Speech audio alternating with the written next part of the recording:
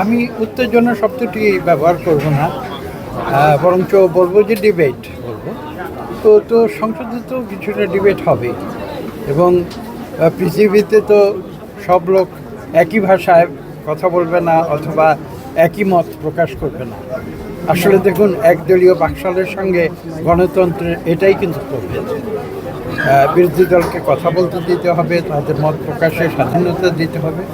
একটি জিনিস খেয়াল রাখতে হবে, আমরা যখন কথা বলি সেটা যেন বাস্তবধর্মী কথা হয় এবং যুক্তিতর্ক দিয়ে কথা হয় সংসদে, সেটাই হচ্ছে গুরুত্বপূর্ণ। আবেগ দিয়ে শুধু কথা বললে সেটা সংসদের ভাষা হয়তো সঠিকভাবে প্রতিফলিত করবে।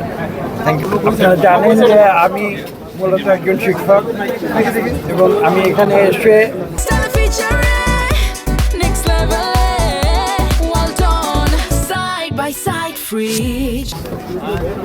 এই ছাত্র শিক্ষকদের পরিবেশে অত্যন্ত অভিভূত হয়েছি এবং এখানে সকলের সঙ্গে কথা বলে এই পরিবেশ দেখে আমি মুগ্ধ হয়েছি।